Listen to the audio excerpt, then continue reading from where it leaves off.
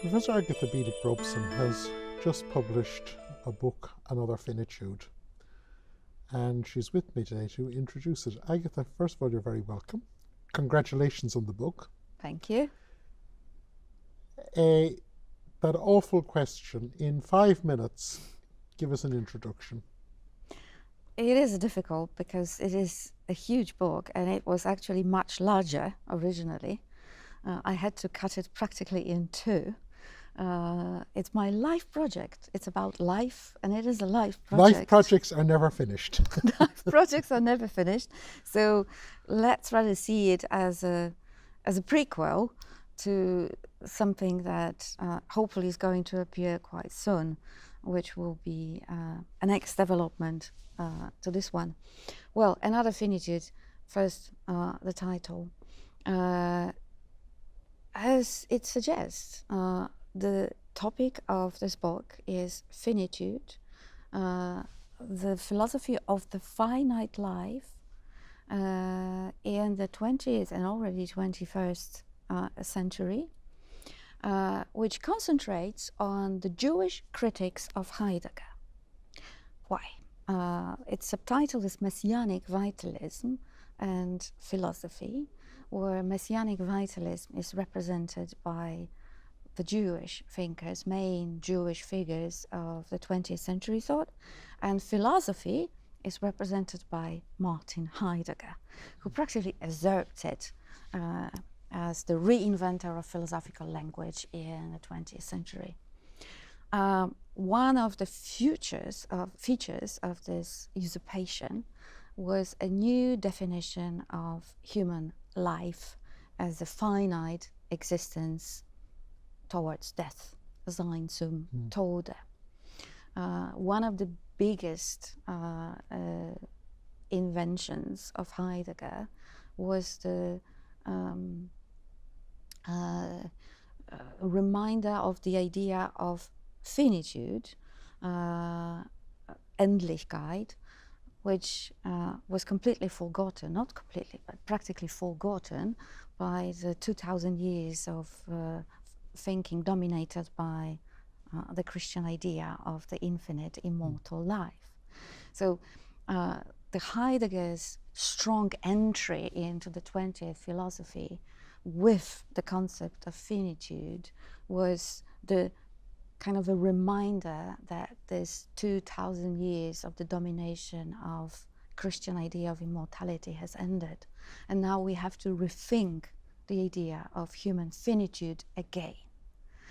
And Heidegger's idea is that we need to rethink it under the auspices of death, which seems obvious. Right? It is seemingly self-evident that when we talk about finite life, that is the life which ends and does not continue anymore, then we accentuate the moment of its end, that is death. So this definition of finite existence as sein zum Tode, being towards the end, towards death, seemed undisputable. But it also has consequences which we discover right now, that is in the aftermath of Heideggerian redefinition of finitude.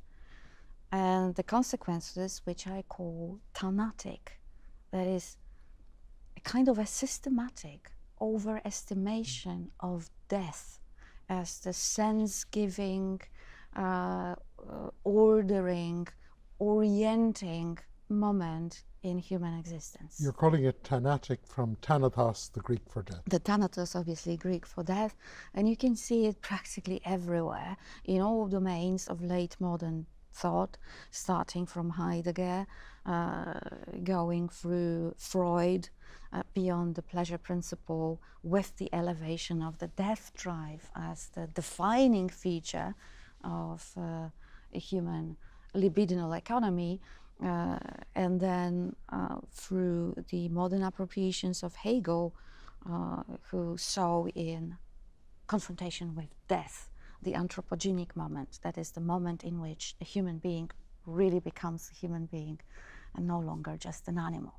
So death is everywhere. We have the systematic overestimation of the motive of death, of thanatos, practically everywhere in all late modern humanities. And I just simply find it unbearable. So my book tries to defend life, but not by reverting to the old paradigm of life immortal, but rather defending life as finite, but still nonetheless a life. That is, life that can be seen from the perspective of the living, not just issuing towards the end, but just being in the middle, as Rosenzweig says, in the middle of life.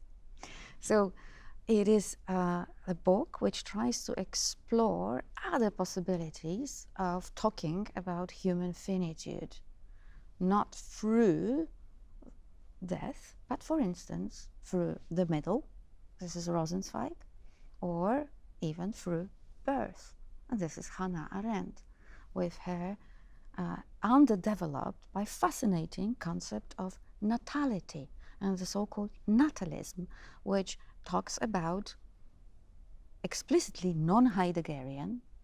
She was a student of Heidegger, Heidegger's lover, but also quite opposed to his Tanatic philosophy, which can be called this, other version of finite life by Hannah Arendt, a being towards birth, a being towards birth. So in my book, I collect all those early harbingers of kind of a anti-Heideggerian maneuvers that were usually done by the Jewish thinkers, Hannah Arendt, Rosenzweig, early Freud, not the late one, early Freud, Benjamin, Adorno, and